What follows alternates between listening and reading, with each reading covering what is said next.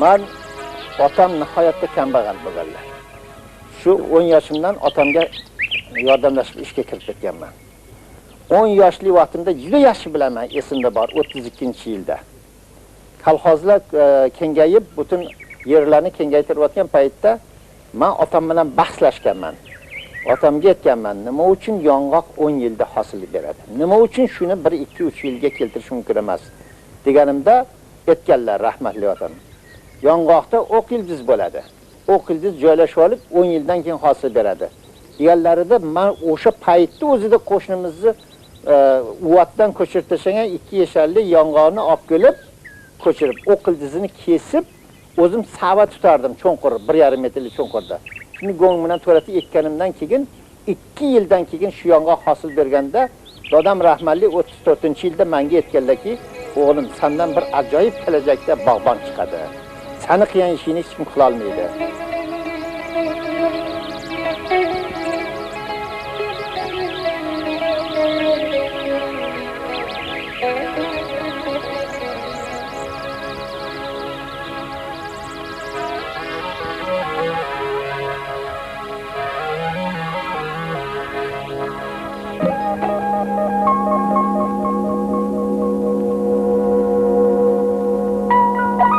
Olam mo'jizalarga to'la.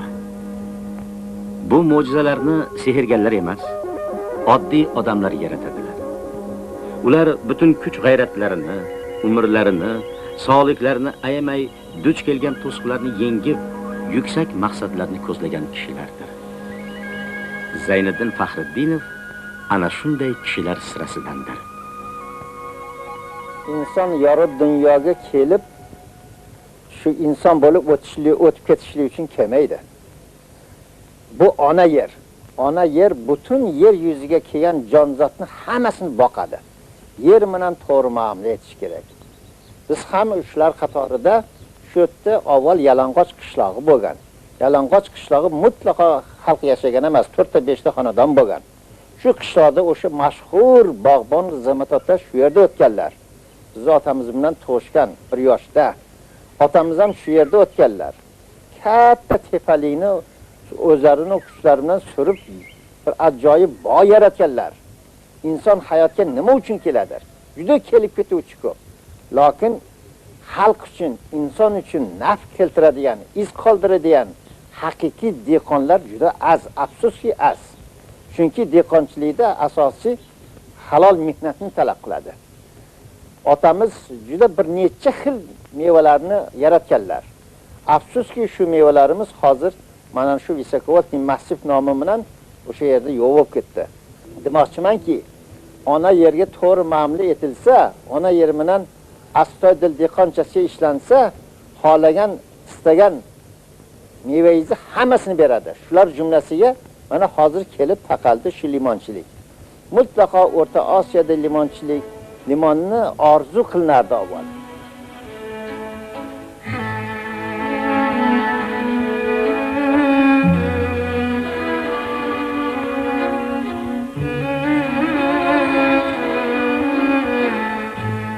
Orzuni amalga oshirishday mushkul bir vazifa nasl nasabi bog'bon o'tgan Zayniddin otaga nasib etdi.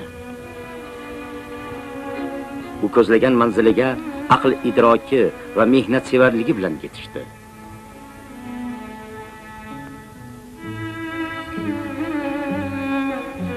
Bunga oz emas, ko'p emas, 31 yil ketdi.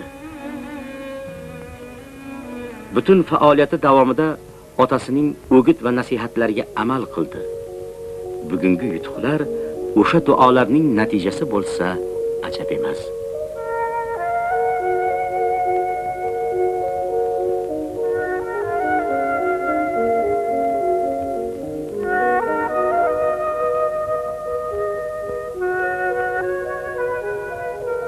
Bir 1949-yilda O'rta Osiyoga Gruziyadan ikkita mutaxassis limon ko'chatini olib kelib, shu yerda limon o'stiramiz deb urinib ko'rishdi. Lekin 10 yil qilishgan mehnati bekorga zoyi ketgandan keyin 60-yilda ham yerda ko'mtashaldi. Men tug'ma dehqon bo'lganim uchun otamdan bir necha xil yangi mevalarni yaratishlikda birga ishtirok etganim uchun shu mevaga bo'lgan meni muhabbatim, iqtiqotim juda kuchayib ketgan. Lekin o'sha paytda bizni shu limonga kirishlikka ruxsat berishmas edi. 60-yilda ular tashab ketgandan keyin men o'zimni ixlosim bilan shu limonni men otamning izidan borib shu nom qoldiraman. O'rta Osiyoda, O'zbekistonda limonni ishlab chiqazaman deb shunga kirishdim. 60-65-yilgacha 5 yil 8 jon bo'lishimga qaramasdan shu mevaga bekorga urinmaysan. Biz bunga 10 yil pul sarf qilamiz deb menga haq to'lamaslikka qaror qilishdi. Men iltimos qildim shunda. Men 8 jonman, faqatgina nom pulimni beringlar. Shu ishim yuzaga chiqsa haq berasizlar, bo'lmasa bermaysizlar. Shu ertalab qo'limga yarimta yoki bitta nonni olib, bitta qora telegram bo'lardi, shuni kiyib olib borib, bir marta tellab olib, keyin shuni telegram bilan kecha limon ichida ishlardim. O'sha paytda meni odamlar odam qatorida hisoblagan emas. Chunki qop-qora bo'lib kichkina bo'lib, shu ishim chiqquncha hech kim men nazariga ilgan emas. Shunda yarim mehnat kunidan, ya'ni 1.25 tiyindan 5 yilga sabr toqat bilan ishlaganman. Shunda tilagim, dilim bitta bo'lgan. Ya Xudo, shu ish bilan meni yo yuzaga chiqazasan, yo shu ish bilan chiqazolmasan, meni yo'q qilasan.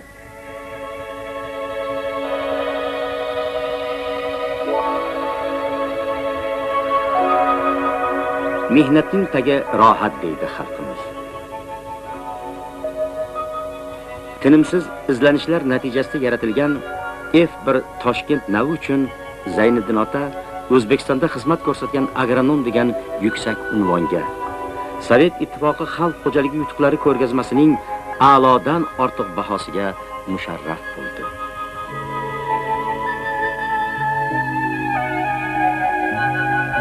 Eng asosiysi, tibbiyot mutaxassislari bu navning yupqa postligini, kislotaga boyligini, shifo baxshligini e'tirof etganlaridir.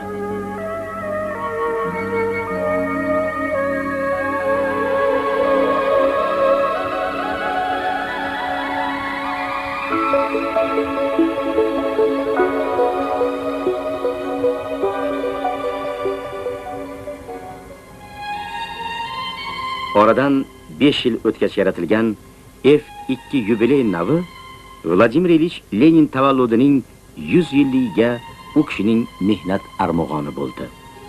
O'sha yili Zayniddin Faxriddinov oliy nishon Lenin ordeni bilan taqdirlandi. Yubiley navi mevasining vazni 2 kilogrammgacha yetadi.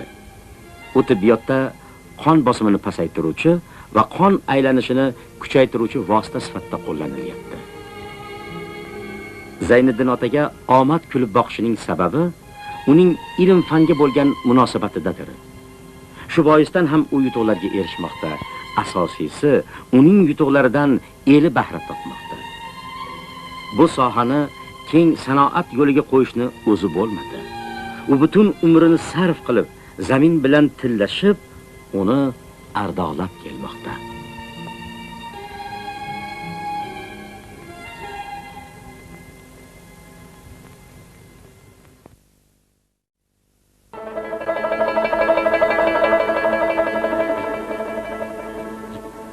O'zbekistonimizni jannat makon o'lka deydilar. Shirin shakar mevalari, bag'ri keng, sahiy qalb mehnatkash farzandlari bilan butun dunyoga dong taratgan o'lkamizning tuprog'ida gul unadi. SSSR Sog'liqni saqlash a'lochisi, xalq seleksioneri, Jumhuriyatda xizmat ko'rsatgan agronom Zayniddin Faxriddinov mo'jiza yaratganiga, O'rta Osiyoda birinchi bo'lib limon ko'chatini bizning iqlim sharoitiga moslashtirganiga 30 yil to'ldi. Bir vaqtlar tap-taqir yer bo'lgan Yalang'ochda limonzor bog' yaratilganligining 30 yilligini jamoa ahli keng nishonladi. Karnay va surnay sadolari barchani bayram tantanasiga chorladi.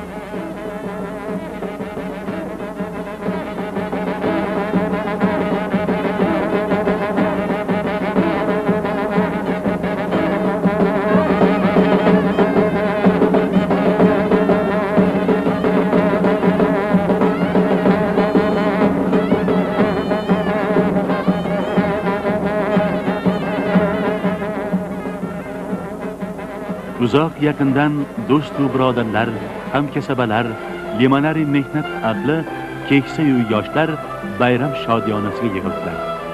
Ularni sho'x o'yin kulgi, yoqimli kuy va qo'shiqlar kutib oldi.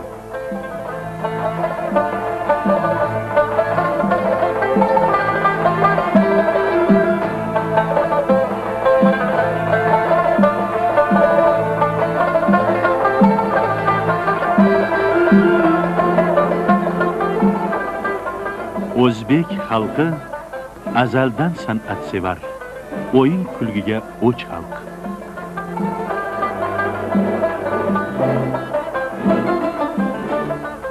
Kelajagimiz mevalari jajji bolajonlar raqsi tantanaga o'zgacha tus ato etdi. Yuragida o'ti bor onaxonlar ham raqsga tushdilar.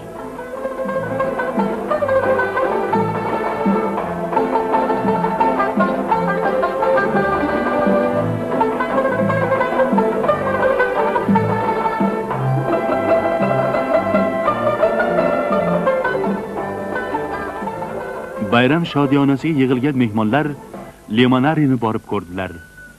Odatda poytaxtimizga tashrif buyurgan mehmonlar albatta Zayniddin ota yaratgan bog'ni ziyorat qiladilar. Sap-sariq oltindek tovlanib turgan limonlarni ko'rar ekansiz, bobo dehqon mahoratiga tasanno aytasiz. Qo'ligul mirishkorlar yetishtirayotgan limonlar ittifoqimizning Krasnodar, Chelyabinsk, vatanimizdagi limonzorlar maskani bo'lmish Kavkaz shaharlari, hattoki uzoq shimolgacha yetib borgan. Mamlakatimizdagi 245 xo'jalikka o'zbek dehqonlari limon ko'chatlari yetkazib bermoqdalar. Bu yerga qadam ranjida qilar ekansiz, limon mevalari g'arq pishib turganini ko'rasiz. Uni o'zbek limoni degan odam aslo yanglishmaydi. Mirishkor seleksioner olim Zayniddin otaning matonati, sabr bardoshi tufayli dunyoga kelgan F1, F2, Toshkent, yubileyni kabi limon navlari poytaxt aholisini qishin-yozin C-vitamin meva bilan ta'minlab turadi. Bugun Zayniddin ota uzoq yillik betinim, sermashaqqat mehnatining samarasi bilan mehmonlarni siylarkan, xayolidan nimalar kechmadi deysiz. Balki ona zaminni sevishga, uni qadrlashga o'rgatgan otasi Faxriddin akaning o'gitlari yodiga tushdimikin?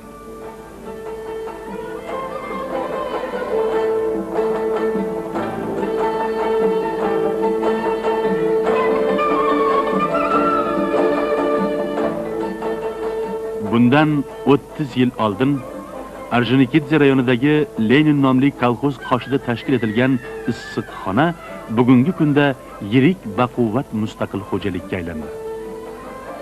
Ot izini toy bosadi deydi dono xalqimiz. Zayniddin otaning farzandlari ota izidan borib, otalari boshlagan ishni davom ettirmoqdalar. Xo'jalikka Zayniddin otaning farzandi Yovmiddin rahbarlik qilmoqda.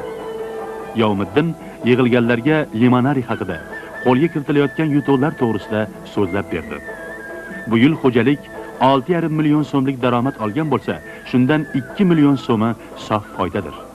Tajribali bog'bonlar gektariga o'rta hisobda 38-42 tonnadan hosil olmoqdalar. Ular erishayotgan yutuqlarda faxriy akademik Zayniddin Faxriddinovning xizmatlari katta. Assalomu alaykum. Hurmatli aziz mehmonlar, shunchalik bizani kamtarin qilgan ishimizni siylab kelibsizlar. Endi insonni, ya'ni insonni a'zosi yoz faslidagi shifobaxsh mevaga o'rgangan qishda dam olmaydi-ku. Ana shuni hisobga olib bo'lsa kerak. Shu yoshligimdan ota meros, otamiz bog'bonchilikda o'tgan bo'lsalar, men shu yoshligimdan shu Allohdan so'raganman, ya Xudovondo, shu menga bir noyob mevani yaratsam-ku, mendan keyin kelajak avlod shundan bahramand bo'lsa-da, shu meni haqimga duo qilib yursada. Shu aslida niyat qilganman. Juda katta qiyinchiliklarni boshdan kechirganmiz. Lekin shu mevaga asos solganimizga birinchi ko'chat ekkanimga, demak 10-oktyabr 60-yil bo'lsa 30 yil to'ldi. Mana shuni shu bugun bir eslab Bu 30 yil degan so'z bir yigitni davri o'tib ketdi. Shu bir yigit odamni davri o'tish borasida shu bizning noyob mevamiz shoyat shu insonlarni shu a'zosiga shifo bersa, shundan bahramand bo'lsa-yu, shuni savobi bizga tegsin degan maqsadda mo'ljaldagi ishimizga Xudoga shukr erishdik. O'z mehnati bilan el dasturxonini boyitayotgan mirishkor dehqonlar yubiley sharafiga O'zbekistonda xizmat ko'rsatgan kolxozchi faxriy unvoniga sazovor bo'ldilar. Bu esa ularning oylik ish haqiga 25% qo'shimcha pul demakdir. Ular xonadondagi elektr, gaz haqini esa xo'jalik hisobidan to'lanadi.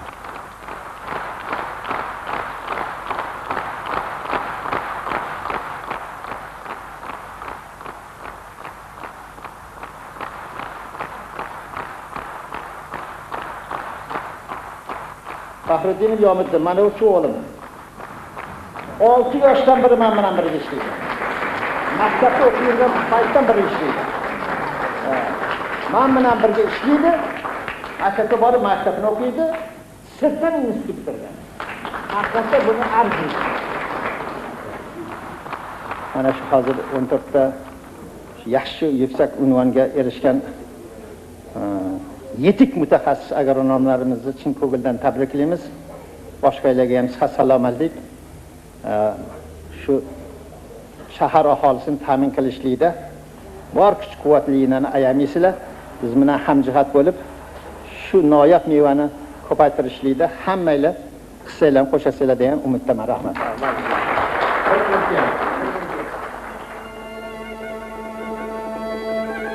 Zayniddin Faxriddinovga hadya etilgan sovg'a limonariy ishchilarining mehnatda qo'lga kiritgan muvaffaqiyatlari uchun minnatdorchilik ramzidir.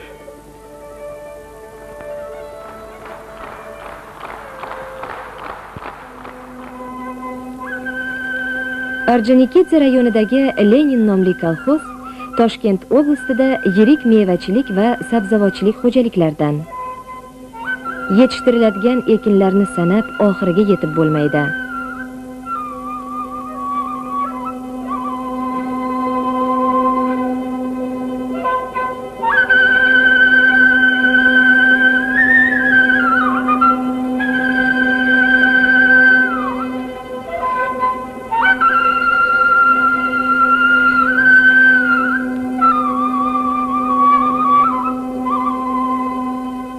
Hozirda kolxozning 600 gektar bog'i bor. Sabzavot uchun 800 gektar joy ajratilgan.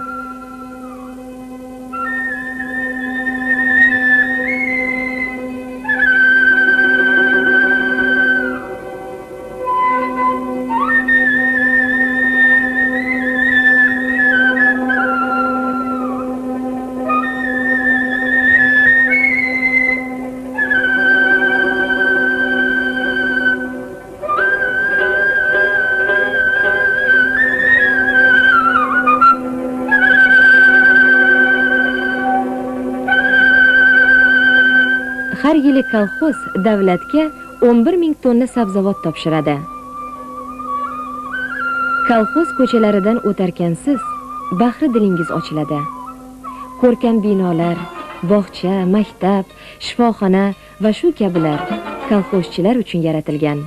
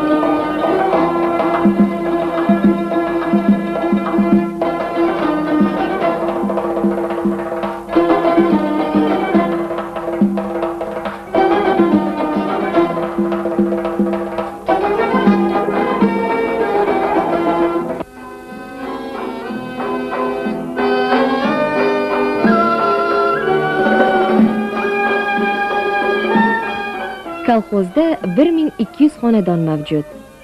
Har qaysisi o'ziga to'q hayot kechiradi.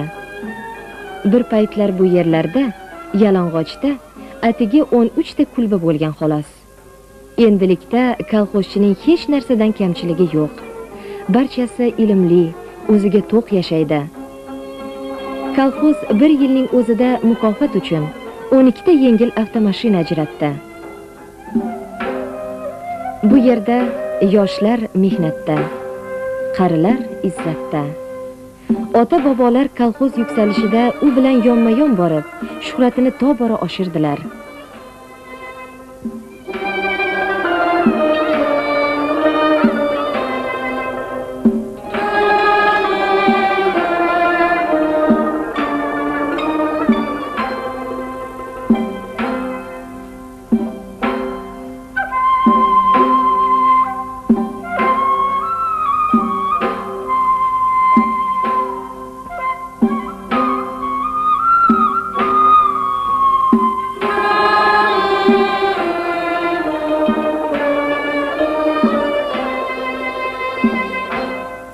Teplitsaga tez-tez mehmonlar kelib turishadi.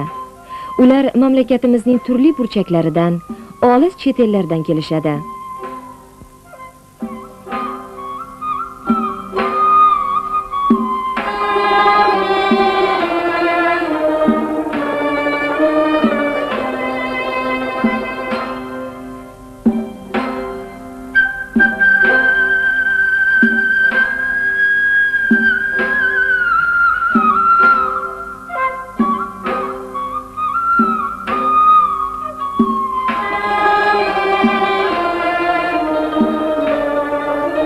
Mehmonlar Zayniddin aka Faxriddinov ishidan qoyil qolib, xotira daftariga o'z taassurotlarini yozib qoldirishadi.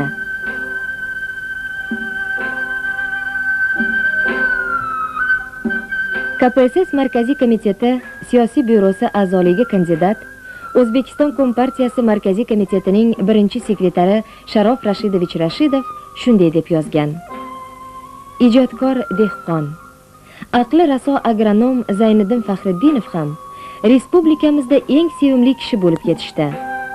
Subtropik mevalar yaratishda yangi maktab yaratdi.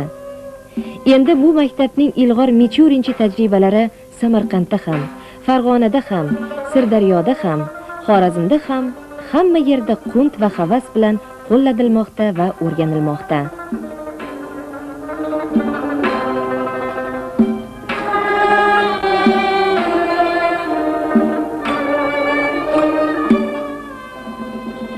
Men o'sha demak etmoqchimanki, yoshligimdan dehqonchilikka, bodorchilikka, mevaga shunaqa qattiq qiziqqanman. Mana shu ertalab menda bayram, oddiq bo'lmaydi. Bayram oddiq kunlari o'zimni o'sha laboratoriyamda ishlayman. Chunki birov menga qarshilik ko'rsatmaydi. Meni bir shunday odatim bor. Daraxt bilan ertalab soat kun chiqardan oldinroq bir gaplashib olaman. Shunda kun chiqmasdan daraxtlarni ichiga kirsangiz, daraxt sizga aytadi: "Menga shu bugun suv berasan, ovqat berasan, yo shamol berasan." Shundan keyin optov chiqqandan keyin daraxt bilan gaplashib bo'lmaydi. Mana shunaqangi dildan berilibgina ish qilsangiz, o'zingizni ishingizni sevsangizgina Xudo taolo sizga marhamat etadi, xohlagan narsangizni. Hozirgi kunga kelib Jumhuriyatimizda 300 gektardan oshiqroq yerda limon o'stirilyapti. Ittifoq bo'yicha 246 xo'jalikda limon ekilgan. Hattoki Sibirlarda o'syapti, Krasnodarlarda o'syapti. Hamma yerda to'g'ri muomala qilingani uchun shunday sovuq iqlimli yerlarda ham shu ajoyib shifobaxsh meva o'sib hosil beryapti. Buni negizi hali oldinda aytib o'tganimdek, ona yer bilan to'g'ri muomala qilishlikning natijasidir bu. Hozirgi kunga kelib mana ko'rib turibsizlar, shu biz birgina shu bizni xo'jaligimizni o'zi o'tgan yili shahar aholisiga qariyb 1,5 ming tonnadan oshiqroq shifobaxsh limondan yetkazib berildi. Perestroyka bizni xo'jaligimizga juda katta naf keltirdi, foyda keltirdi. Sababi shu ishni men 60-yilda boshlab shuni mustaqil o'zini ajratib olib, o'zini mahsulotini ko'rsatishlikka qattiq urinib kelganman.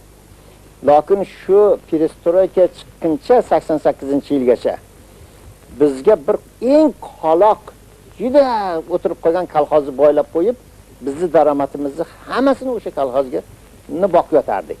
Nihoyat juda qiyinchilik bilan 88-yilda xo'jaligimizni mustaqil qilib olganimizdan keyin 1 yilning o'zida 3 million daromad qilayotgan xo'jalik 6 million daromadga o'tdi. Mana o'tgan yil 7 million daromadga o'tdi. Mana shu perestroyka sababli bizning xo'jaligimizning daromadi, hosildorligi 2-3 barobarga oshdi. Mana shu perestroyka bo'lishligidan oshkoralik bo'lishligi bizning xo'jaligimizga juda katta naf keltirdi.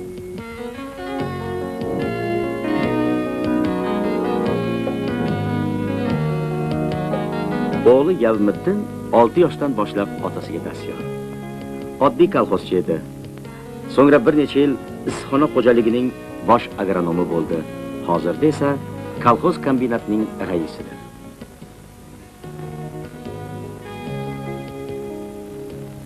Assalomu alaykum.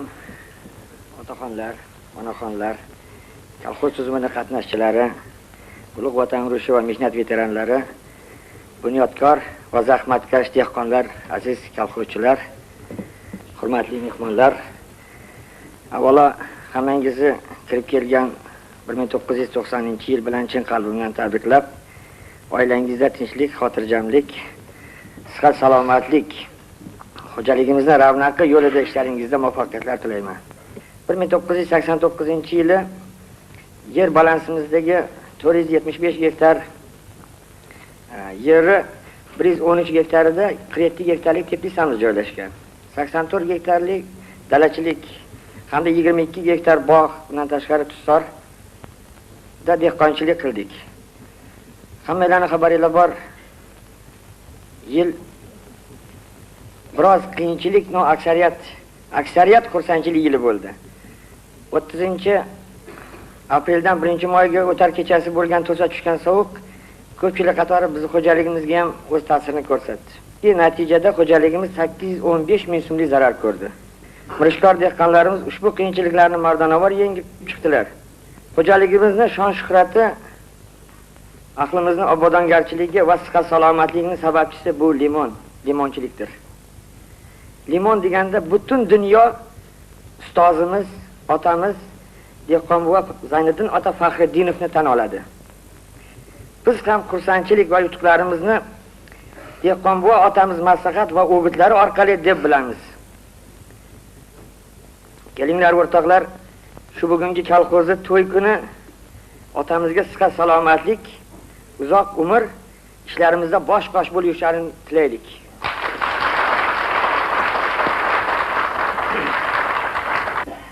Endi bundan ma'rurlarni pam ketish kerak emas. Ya shuncha daromadimiz oshib. Bu 2 million degan so'z hisob foyda olishlik biz uchun bu kam. Men o'yladim shu bir 3 millionga olib chiqilsa kerak hisob foydani deb. Haqiqatda o'sha hisob olingan foydadan haqiqatda vijdonan ishlab kelib pensiyaga chiqqan, charchagan odamlarni ya kolxoz bironasini o'tirib ko'rib chiqamiz deb 10 so'm emas, mayli 20 so'm, 30 so'm o'ziga qarab, oilasiga qarab yordam berishga harakat qilamiz. Yil yakuni bo'yicha bo'lib o'tgan umumiy yig'ilishda so'zga chiqqanlar erishilgan yutuq, muvaffaqiyatlarni qayd etish bilan bir qatorda samaradorlikni yanada oshirish, muhimi kolxozchilarning farovonligini oshirish haqida aniq taklif va istaklarni bildirdilar. Ilg'or xodimlarni mukofotlar bilan taqdirlash brigadalarning inon ixtiyoriga berildi. Qimmatbaho sovg'alarni kolxoz boshqarmasi nomidan otaxonning o'zi topshirdi.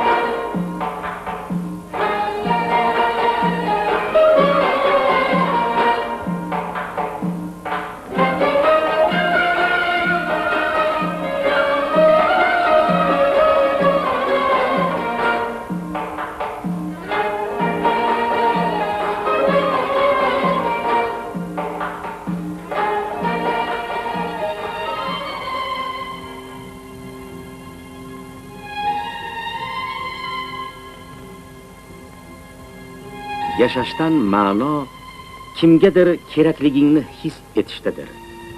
Shuning uchun nafaqat mehnatda, balki yaxshi va yomon kunlarda ham kishilarga hamdam bo'lmoqlik Zayniddin otaga xos fazilatdir. U o'zi bilan hamkorlikda peshona teri to'kib, halol mehnat qilib, ajoyib bog'lar yaratgan dehqonlarning qadriga yetishni biladi.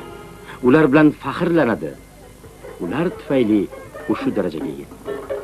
Hali oldinda yana erishilajak marralar bor.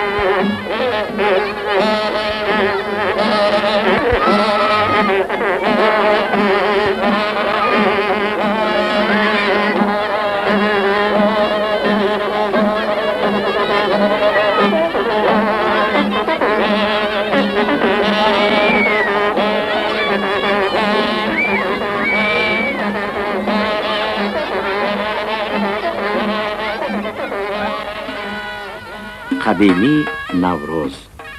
Oy taqvimi bo'yicha yangi yilning 1-kuni. O'rta Osiyoning ko'hna bayramlaridan. Navro'z bu yil O'zbekistonda milliy bayram sifatida nishonlandi. Navro'z tabiatning uyg'onishi, yangilanishidir. Navro'z kelajakka umiddir. Navro'z dala ishlarining boshlanishi, bo'lg'usi hosilining yaratilish garovidir.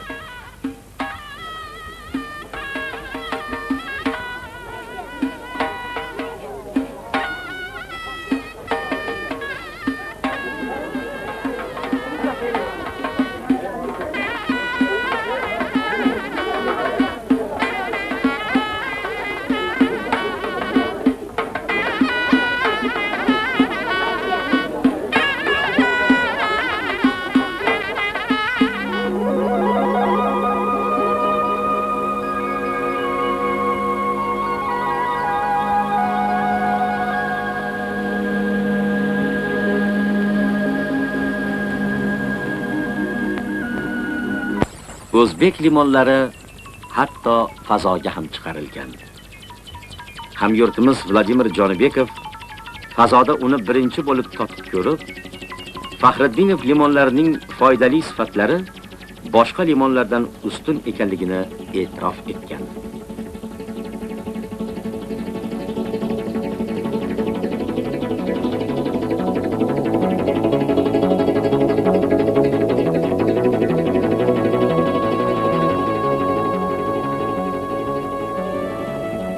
Vladimir Jonibekov limonariyda tez-tez mehmon bo'lib turadi.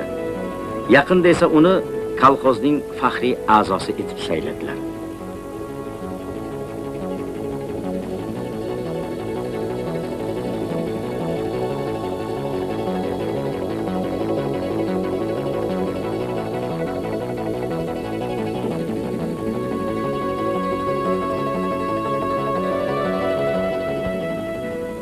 Вот сейчас мы говорим о перестройке Э, всего нашего общества, говорим о перестройке и социально-экономических многих позиций.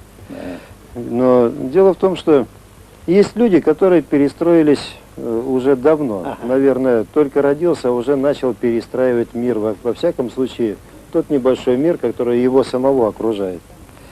И, конечно, это все, я знаю, каким трудом давалось. Да, да. Сколько нужно было пройти. Трудно Сколько было. противников было. Не просто не понимать. Я что рассказал, противник. да, тогда вам? Да. Да. Вот. Ну, космонавты, они все время, в силу того, что техника меняется, и программа меняется, поэтому нам приходится перестраиваться и в центре подготовки, в том числе, совершенствовать и методы и так далее. Но вот то, что я увидел более 10 назад вот здесь, Да, вот в вашем, тогда еще начиналось, Да, сколько это и началось. было только очень скромно, Да. а сейчас я вижу такие фантастические масштабы вашей работы. Сейчас, знаете, единое наше хозяйство прошлый год гаражам отправили 1500 тонн. А вот. до 84 года мечтали по 200 тонн или Марокко, или Греция. А прошлый год единое наше хозяйство отправили 1500 тонн. А вспомните, Ну, а вот как в космос масштабы. отправили? И в космос, ну. Когда Джанибеков космос был, у него десна заболели. А через гречку я отправил, через мои лимоны, десна перестал болеть. А теперь он вез. Вот. Было. Значит, я чего раду, чтобы наши лечебные лимоны даже хоть немножко участвуют на космос тоже, космонавтам тоже. Для лечебной стороны. Вот это я очень рад. Владимир Привезли. Александрович, ну действительно вы предпочтение каким лимонам отдаете? Аргентинским, греческим или нашим узбекским? Наш. Нет, вот эти вот лимоны, они, ну, во-первых, здесь уже сам вид говорит о том, что-то это вот близко к моей родине. Здесь наше солнце Солнце и любовь. и сердце. Ай, молодец.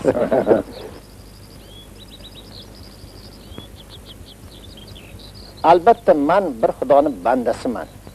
Xudoga banda bo'lib yaratilgandan keyin albatta avvalo ish boshlashimdan avval Allohni tilga olib boshlayman.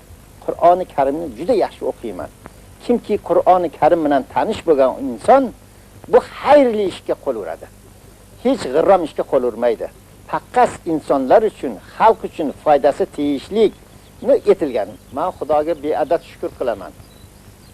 Haqqasgina meni Xudo taoloning marhamat etgan o'simliklari bilan otamdan qolgan meros bilan men faxrlanmayman. Bundan boshqa Xudoga shukr qilamanki, menga oilamda ham Xudo taolo katta marhamat etgan. 10 ta farzandim bor, 40 ta navaram bor. Shu 10 ta farzandim hammasi otamning izini men davom ettirayotgan bo'lsam, meni sohamni shu 10 ta farzandim davom ettiryapti. Hattoki nevaralarimgacha hozir ish boshlayapti shu ishni davom ettirishlikka.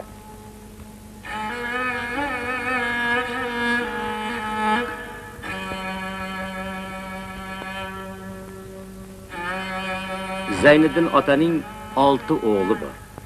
Ular ota izidan borib o'z taqdirlarini limon bilan bog'ladilar.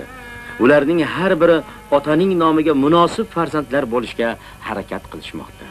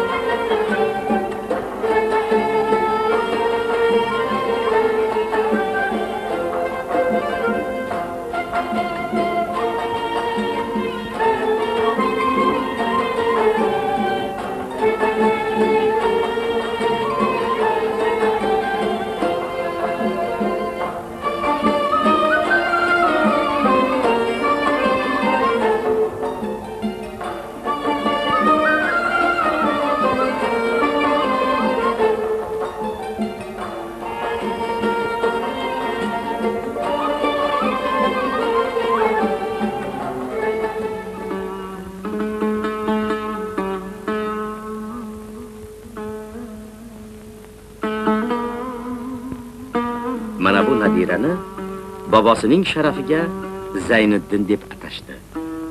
Ajab emas, kichik Zayniddin bobosi Zayniddin Faxriddinovning eng yuksak orzusi bo'lmish limonlarni ochiq dalada yetishtirishni ro'yobga chiqarsa.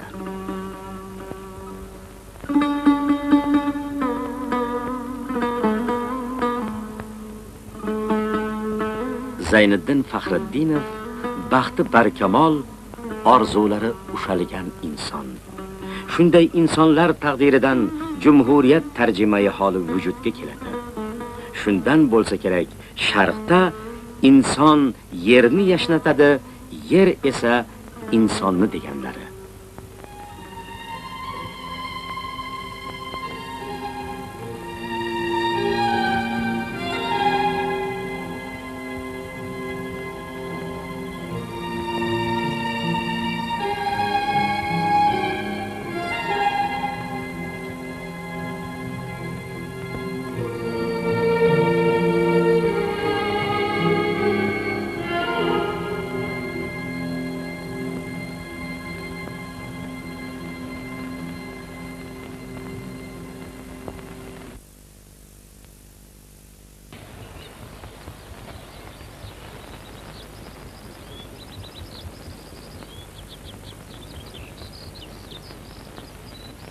Hurmatli o'rtoqlar, bugungi Limonari kolxoz kombinatimizda navbatdagi yig'ilish majlisimizda asosan ko'riladigan masalalar 1989-yil ishlab chiqarish yilida olib borgan ishlarimizni hamda 90-yil ishlab chiqarish rejalarimiz hamda navbatdagi masalalar.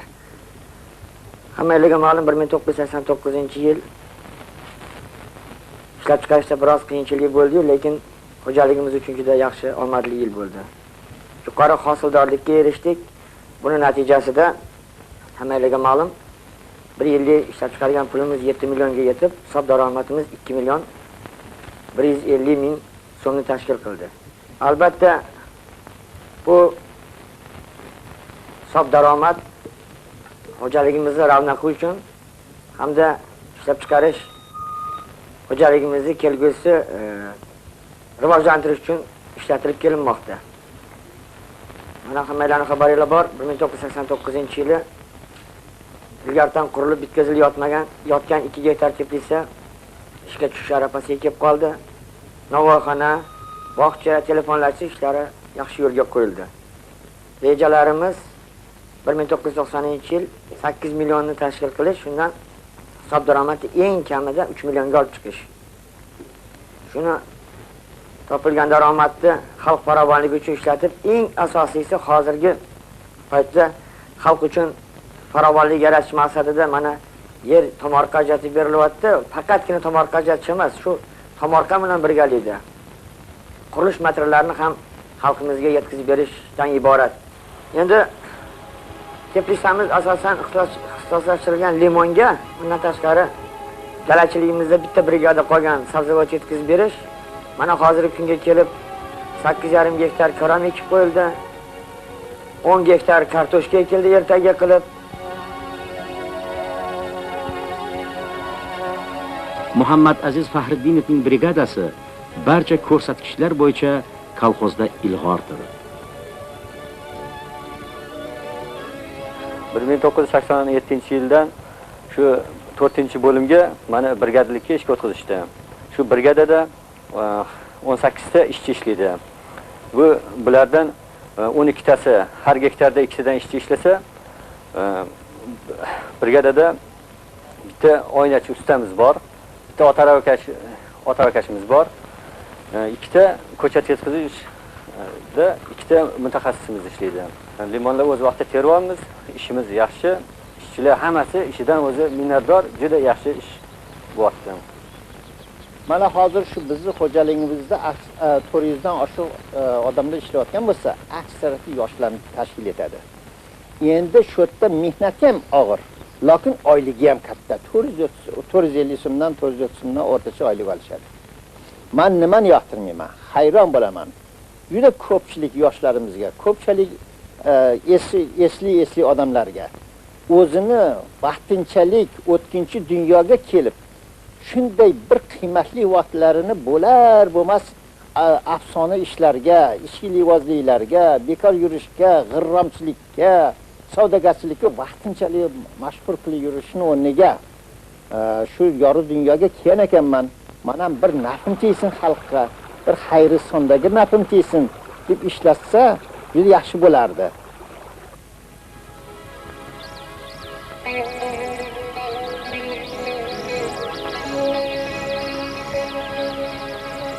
O'zbekiston limonlari mamlakatimizning turli yerlariga yuborilmoqda.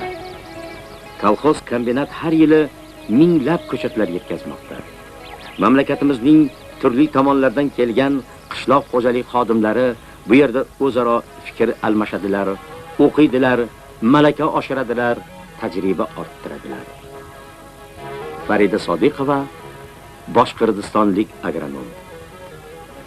В 1986 году мы приехали из далекой Башкирии, увидев по центральному телевидению выступление Зайнуддина Фахруддинова, его теплицы по выращиванию лимонов ташкентских, и решили перенять опыт. Мы написали ему письмо, он нас пригласил, мы приехали, нам очень понравилось, и мы решили у себя выращивать. Но он сказал, что нам нужно сначала попробовать вырастить хотя бы несколько лимонов, и он нам подарил 20 саженцев. Мы их увезли, они у нас в наших суровых условиях, в нашем суровом климате, ну, в тепличных условиях тоже дают урожай, выросли. Здесь я прохожу по обмену опытом выращивания лимонов на все ее этапы, начиная от черенкования и пересадки, ухода, вплоть до сбора плодов. Вместе с бригадой работаю, мне очень нравится, они очень добродушны, очень доброжелательны и принимают очень хорошо. Ну, мы чувствуем, что на узбекской земле всегда гостям рады. Зайнуддин Агай Фахруддинов пользуется славой не только в Узбекистане, своим трудом, своим лимонарием, но и во всем Союзе. Как он пришел к этой славе, можно сказать несколько слов. Его настойчивость, работоспособность и требования от других того же. Он сам, его сыновья, все здесь работают, его ученики все, они все отличаются тем, что очень любят эту работу.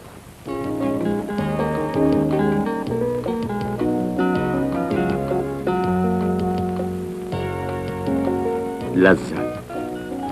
Bu ichimlik xushbo'y ta'mi va bardam qilish sifatlari bilan hammaga manzur bo'ldi. Bu chanqobosta ichimlikning asosi kolxoz limonarining F2 yubiley navidan olinadi.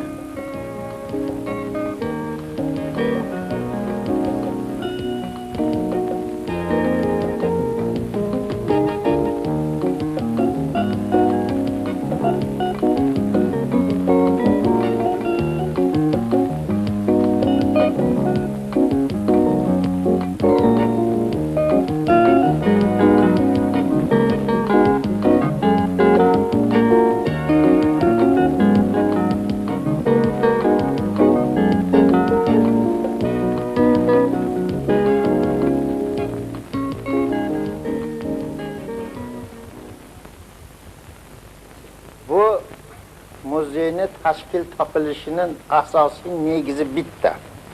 Mana hozir ishlayotgan aktivlarimizni aksariyati yoshlar. Kolxoz qachon tashkil etgan? Kolxozni kimlar tashkil etgan? Qaysi usulda tashkil etgan? Shuni bilib qo'yinglar deb shu bugun sizlarni shu yerga taklif etdik. Bilib qo'yinglar. Kolxozni 1929-30-yilda birinchi bo'lib Iskandar Vaqqosov tashkil etganlar. Keyin davom etib kelib Turabgaga kelib taqalgan.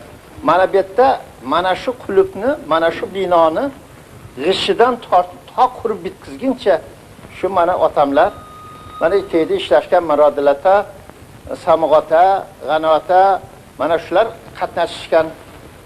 Mana bu omoch bo'lsa, mana shu qo'lbola omochda Shomototda, Ermatotda O'ta nurakalar hammasi hozirgi traktor vazifasini bajarib yer haydashib, o'shanda ham 40-50 tonnadan hosil olishgan. Mana shu omochda ikkita ho'kiz qo'shib, mana shu mashhur professor mana shu Qo'chqor Jo'rayev otasi Jo'rota mana shu omochda ariq olish uchun hech kimsiz ikkita ho'kiz bilan it solardilar. Biz talashib ariq olardik.